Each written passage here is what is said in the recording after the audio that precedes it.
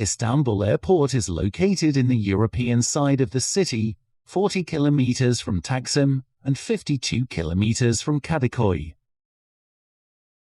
Set in the middle between Tayakadin and Akpinar village, it serves more than 350 domestic and international destinations in 110 countries, while its duty-free area is one of the largest, if not the largest worldwide.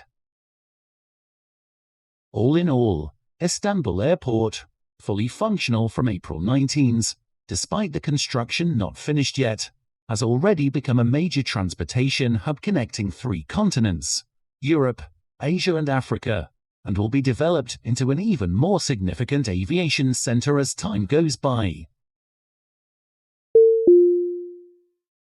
The new Istanbul Airport is operational over 1 year, having served more than 40 million passengers.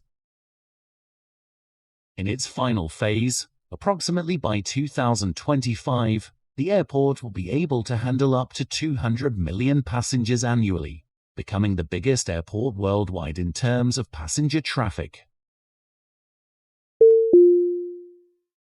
Let's take a look inside the world's largest airport.